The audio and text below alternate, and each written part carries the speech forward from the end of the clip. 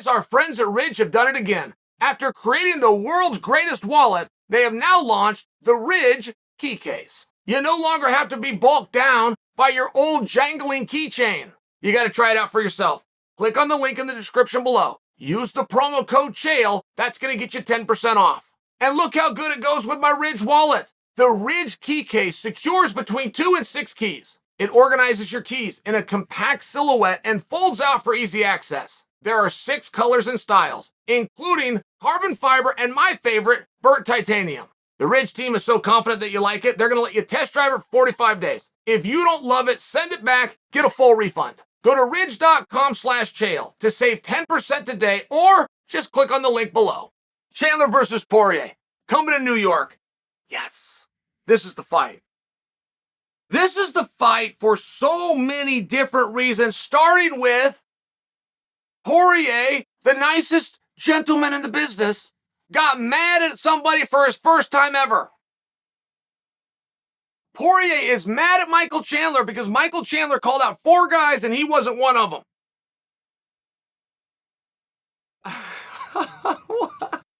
What? Can you be mad at that? And I gotta tell you, for Poirier to go, hey, you're calling out the top guys, you're acting like I'm not one of the top guys, that's very disrespectful. He's not without an argument here, but put yourself in Chandler's shoes. Poirier, until agreeing to this fight, has been flirting with the idea and even telling all of us of his idea of moving to 170 pounds. That's another reason I love this match, by the way. Now we have some clarity on Dustin Poirier. That's great news. If you're a fight fan, Dustin Poirier matters. 155, but where Dustin Poirier goes and where he's going to try to compete, if he's going to go a run after Usman, we need to know that. If he's going to stay put right where he is, understanding that that belt and the opportunities that come with it are changing rapidly. At 155 pounds, we just don't have the same champion for very long. We just don't. There's been one guy throughout the duration of the division to be a staple at the top once he finally got the opportunity to be there, which was for less of his career than he was chasing contendership, and that's Khabib. Absolute anomaly in absolutely everything that he did, including leaving the sport at 29-0. I do think for Dustin Poirier to take a good look at the landscape, know that he still wants to be champion. He's still got the eye of the tiger. You talk about eye of the tiger, right? As long as the guy's doing the work, as long as the guy's still feeling it, people talk about a guy gets old, father time catches his assault. Not really. It's not quite what you think. There's not just seconds on the clock that goes by and day on the calendar and all of a sudden you can't do it anymore. That is how every fighter and every athlete that has regressed will tell the story, but we all know in our heart that we weren't putting in the same amount of effort. We were tired mentally, not physically. Mentally, we were tired. Bored. Having a hard time finding why and what the drive is. To some extent and some degree. And that happened prior to that athlete looking old on camera in front of you guys. And Dustin Poirier, as hard as he works, as long as he still has the eye of the tiger, he can achieve anything. And I really think we're learning more about Dustin Poirier in this moment than we ever have. I mean, to see Dustin Poirier get mad in street clothes, in a confrontation just because a guy walked past him because the guy did not call him out. I mean, it's very fascinating stuff.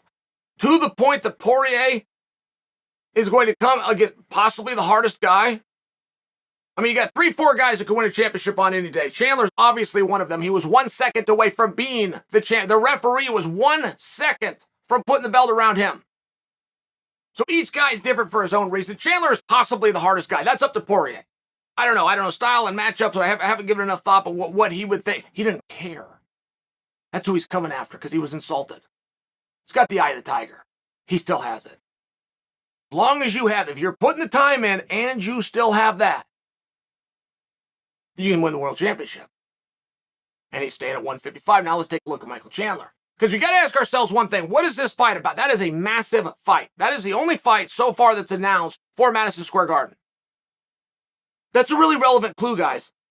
Generally, this isn't a rule. This isn't a rule, but boy, you can usually count on it.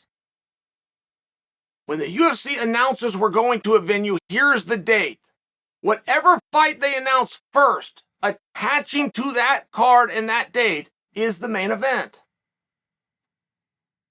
Now, to put Chandler versus Poirier as the main event, you could get away with. Oh yeah, that's a big one. I haven't been this excited for, that's a big one.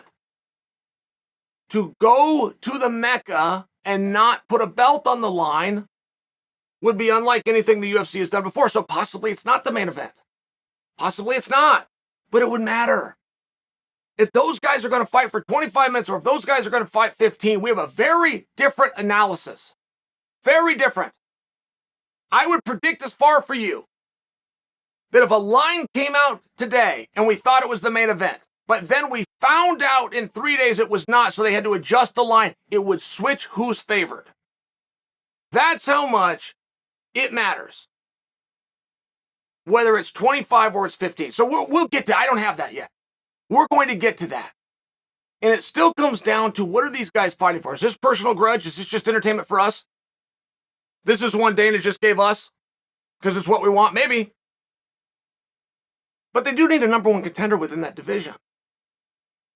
Benny DeRouche has done everything to become a number one contender except claim it.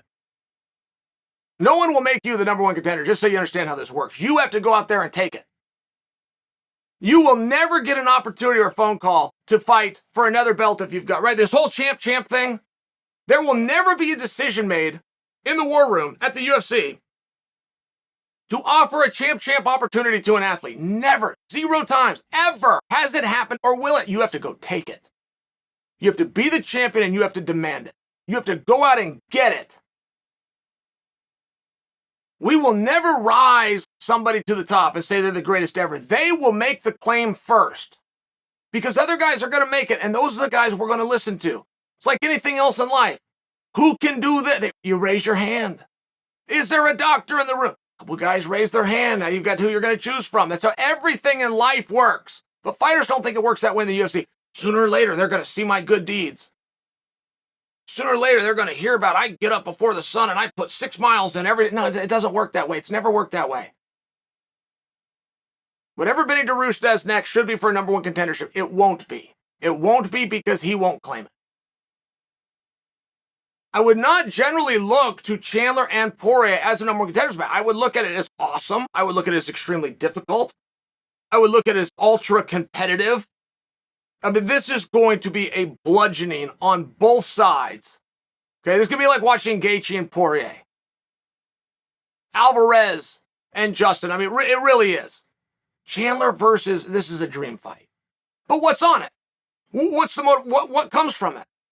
And I don't know that we can answer that yet. 1 month before these guys are going to square off, Charles is going to square off with Islam. It matters who's the champion.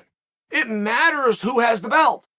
It matters that they're 1 month after it, which is the perfect spot for a number one contenders match. I don't think you would normally look at this match as a number one contenders. But if the field changes, particularly if Islam wins, and the placement 1 month later, it's going to be talked about, and it might just become that. But they're going to have to claim it. They're going to have to make it that. And that's the only piece of the story that I am missing right now. I got all the other W's for. I got 4 of the 5 W's, right? Who, what, when, where. I just don't know why yet. I don't know what's on it. This is an awesome match. I'm pumped about it. Is it going to be a main event? We got to find that out. You have a very different analysis if it's 5 rounds versus 3.